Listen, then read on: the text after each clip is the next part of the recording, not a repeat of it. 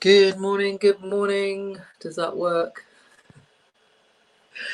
Oh dear, let's go back to there. Right, let's try again.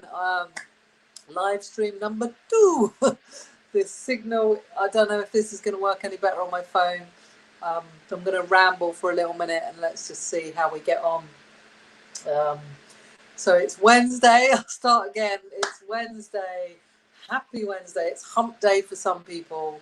And I don't really believe in the whole hump day thing, sliding down into the weekend. Although I should be a little bit more of the hump day kind of person now because I'm going on holiday on Sunday.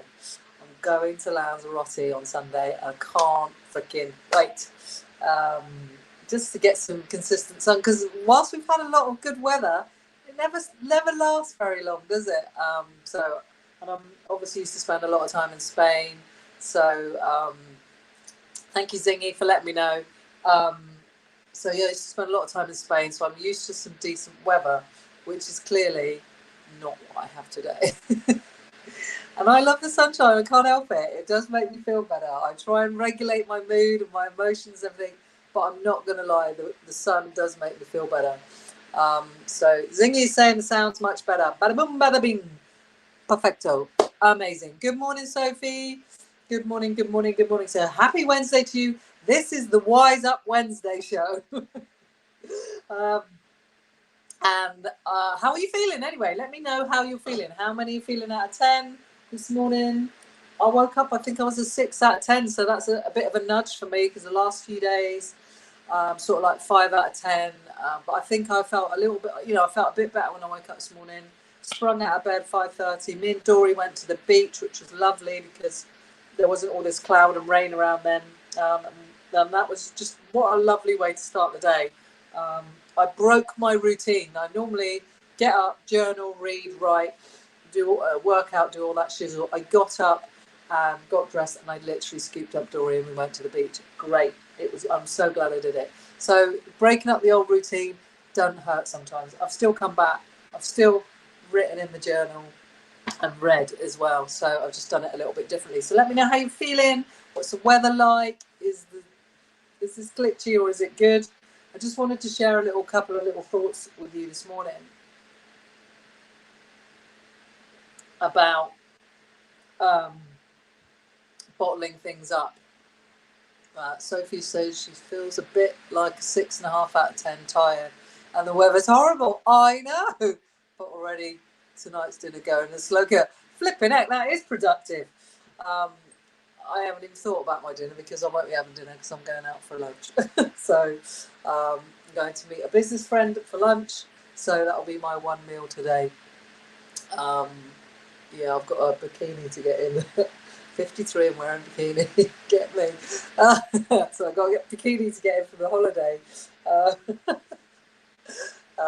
Anyway, I don't know what I'm rambling on about. It could be very random this morning. We had a very random morning. Anyway, I hope that you can shift the needle a little bit, Soph, and maybe nudge that over to sort of, near the 8 zone, which you know that I love. So anyway, lots of people know me for being positive, optimistic, and upbeat, which I generally am 80% of the time, maybe even 90. But that, I think in the past I might have been guilty of just trying to trying to get my head down and just continue to be positive no matter what. And that's not good either. I would like to say I'm an optimist. I hope, hope's always a good thing as well, actually. I hope for the best. I hope that things are going to work out. I know that there's a paradox in everything. There's good and bad in everything. Everything is not all bad, and everything is not all good. Everything is not all positive, and everything is not all negative. So, what am I trying to say here? Is that it's about learning not to, and I've had to learn this, not to be super, super positive about everything. But I know when people just chuck loads of negative shit at me, I will try and find the positive because there is some in there. And I think it's better to look on the brighter side, to be more positive and optimistic, than to look for the negative and the shit. That's just me. But I do appreciate that in the early part of my sort of personal development journey, I was a bit like, everything's positive, everything's great, everything's amazing, when it fucking isn't. And when you're dealing with emotions and stuff that's happened to you or happening around you and pain that you're feeling, you can't just bury it. And I was kind of brought up a little bit like that, because my parents aren't. My mum's very stoic, my dad not an affectionate man, loving in other ways, as in what he did for us, and how he showed us in other ways. But it was kind of like, you just got to get on with it. And actually, I was talking to my mum the other day. Maybe you can relate to this, and maybe let me know if you can. And I was talking to her about Dad and how she was feeling, and she was, well, I've just got to get on with it, haven't I? There's no point being fed up. And I, like, on the one hand, you can think that's great. Is that showing resilience? But on the other hand, is she not allowing herself to feel what she's really feeling, which is, I know, loss and upset. And that she's got this big gap in her life. And maybe, you know, I know that she feels that. I absolutely do. And so I've been reading this book, and one of the sections I'm in now talks about bottling up. Talking about bottling up our emotions, and it talks about this thing about forging ahead and thinking that everything is positive, and a bit like my mum, just got to get on with it. But at the end of the day, I mean, you can do that and you can think, yay, everything's great, and that's all pushed to the side, so that's done, we're out of that, and we just want to move on, don't we? I think it's gone. But actually, what I've come to realise, that it hasn't gone. It's just suppressed. It's just hiding away. Good morning, Emma. It's just hiding away to come and bite you in the fucking ass at some point. Now, and let me know if you can relate to this at all. And please share this video if you think anyone will benefit from hearing some of this. But, you know, I didn't really cry a lot. I haven't cried a lot in my life. You know, and I've had challenges and difficulties. I don't particularly get, or maybe not allowed myself. I know that I've certainly held myself back from crying and hiding from hurts and just trying to get my head down and get on with it. But probably in the last 18 months, 2 years, 18 months probably, I've cried more than probably the whole of my life before it.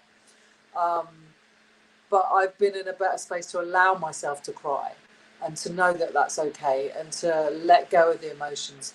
And I'm sure a lot of the tears haven't just been about, well, there's been a few losses, you know, my dog, my dad, my marriage, everything, and some work stuff and all of that. And that's all loss and that's all pain. So I've obviously, you know, expressed some emotion about all of those things. But actually, I'm sure that a lot of it has been from stuff that's happened previously that I've suppressed, that I've not allowed myself to feel, or I've pushed to one side, because I do believe that it comes to bite you back on the arse. And this book basically is saying that, that it's surprising that the intensity created by containment of these emotions, and the pressure that they're under, you know, they will pop back and really bite you on the arse. So that's what I'm saying. I'm talking about that intensity, like I've felt in the last couple of years, and because it just comes back. You know, you suppress it, you suppress the unwanted emotions. You think they're gone, but they do come back and bite you on the arse. And it's like almost like blood pressure, isn't it? And the pressure builds up and builds up and builds up, because when you suppress something, it does, doesn't it? You're putting it under pressure, and that pressure will build up until one day, boom, it all comes splurting out. It's a bit like, have you ever tried, you know, you're upset with someone and you've tried to sort of hold that in and not say anything, and maybe it happens repeatedly, and eventually, and you've got putting a lid on it. You're just thinking, no, keep it together, it's okay, you know, you'll justify it, or you're trying to be positive about it, but deep inside it's annoying, or it's making you angry. You've got to do a couple of things with that. You've got to release the pressure at some point, because otherwise it will just burst. Or the other thing is, you know, as well as, I think anyway, is you've got to kind of look into yourself and think, why is that annoying you? Like, something's really annoyed me about somebody lately. I'll be really honest. I'm not going to tell you who it is, obviously. And it's really surprised me, because I love this person dearly. And it's not them, because they're them, and I can't control them. I can't change them. They're just behaving in a way that they think is appropriate. And actually, they're not really doing anything wrong. It's me, but it's really started to grate at me and annoy me. And I know what they're doing isn't a bad thing. It isn't a mean thing or anything. So I know that I have to look inside of me and dig deeper in me and try and understand, why is this annoying me? Why is this now getting to me? Why is this bothering me? I'm not there yet. I haven't figured it out. But it's interesting, isn't it? It's interesting. So anyway, in this, I just want to share this with you. In one study, researchers found that bottling up stuff increases other people's blood pressure, even if those people don't know that the bottler, person who's bottling up, is bottling. I thought that was it's really fascinating, really, really fascinating stuff. So, you know, hang on one second. Yeah, attempting to minimize or ignore your thoughts and emotion only serves to intensify them. And I think that's absolutely true. So, and I've learned to lean into my emotions and my thoughts a little bit more over the years. Like I say, in the early years, I didn't do that really, but now I realise that if I don't, it just like the pressure just builds up, and it's fatal to ignore it. Excuse me. Ziggy saying she's feeling better today. 7 out of 10. Been for a run. Yes, I love a wet run though, Ziggy. I love getting out in the rain and running. It invigorates me to run in the rain. Running in the heat, nah, not so much. Running in the rain, I love it. Morning, Emma. I can hold things in so much that it later feels like a volcano ready to erupt. Yeah, exactly, right? Exactly that. So it's that pressure of over time, and then eventually you can't hold it in any longer. It's incredible. One of my daughters is autistic, and she, I can't remember who it was, whether it was a psychologist or the consultant paediatrician, but when she was younger, she was talking, because she would have these outbursts, and they were pretty huge. Just let me put it like that, huge. And it's very dark here, isn't it? And she said, and this is kind of another way of describing it. She said it was like, a lot of the time she's trying to hold stuff in, and she's holding it in and holding it in. No, like that feeling. This is how she described it, that feeling when you know you're going to throw up, you're going to chuck up, and you can feel it coming up and up and up and up and up, and that pressure building up until eventually, whoo, out it comes in such ferocity. So that's how she contained her emotions, but eventually it would be like absolute projectile vomiting. This is what was described to me by the doctor, not my analogy, but a similar kind of analogy. And I think we all do it to a certain degree, because we, it might not be appropriate to share how we're feeling with someone, about someone, and to someone at that time. But if we let it build up and build up and build up, it just grows and it gets bigger. What's the word? Amplifies. It just amplifies things, doesn't it? Tina, good morning. Feeling a 6 out of 10 at the moment. I'm here, over the top of them. Very tired as a little puppy bear had me up 3 times in the night. Oh yes, today is going to be a long day. Absolutely chucking it down to. I feel a workout coming on.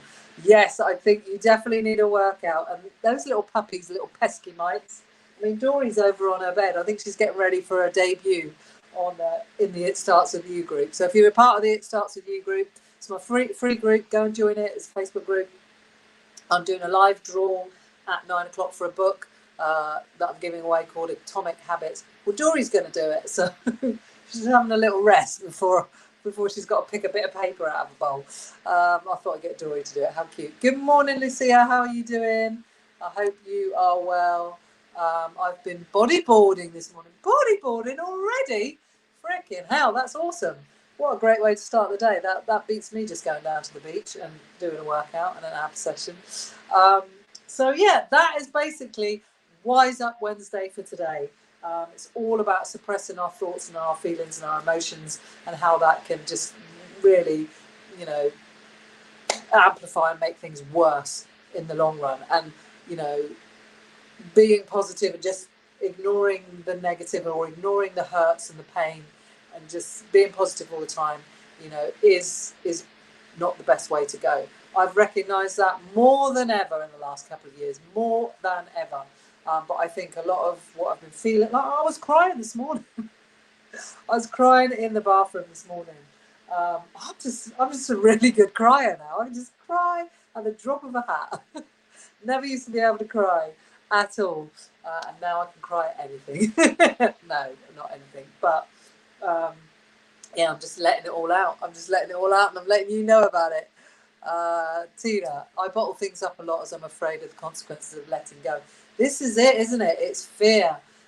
It's a fear thing, isn't it, of letting go. And I don't know if mine is a fear thing, more maybe a vulnerability thing, maybe that I was just not brought up to be like that. So I thought that was the right way to behave, to suppress some of those. And you know, it's not, you don't want to show people that you're hurt, that you're vulnerable, that you're fearful. Well, I don't, but I'm getting used to it, and I know that's okay now. But yeah, letting go. It's I've learned to let go of the tears. Like, you know, like earlier in the bathroom, I just had a good old cry, and it's just like, just cry, get it out, because I know through experience, and I think this is scientifically proven, or not proven maybe, but anyway, that you're like 15-20 minutes away from a completely different feeling. And I know, you know, I've been in some really dark places, and I don't mean dark rooms either. I mean, like from a mental point of view, and 20 minutes later, I've been feeling completely different. So, and that's something that I always hold on to, and I urge anyone else to hold on to that thought that, you know, I know that in 20 minutes time I can feel completely different, and I can move past this. So just own it, lean into it. I had a good blub, I washed my face, I sorted my shit out, and that's all good. I'm all good again. So you got to learn to let it go and lean into it. And it's not easy, because everyone's journey is different, and this is just mine. But I hope that it's helping you. Me sharing some of my thoughts from some decent books like this book. What am I, 45 pages in, and I love it. I love it. So yeah, it is good to see you too as well, Lucia. I hope that, oh yeah, you said you're well, which is awesome. All right, I am now jumping across to the It Starts With You Facebook page. If you're not a member, please go and join. Where I'm going to do the live draw of the book for the Atomic Habits book. Bloody great book. Really, really good book. And definitely something that I've listened to. I've read it, and I've also listened to it about 3 or 4 times. One of my favourite books. So I'll see you there, and I'll have a wee, and I'll be back. So like 2 minutes. Bye.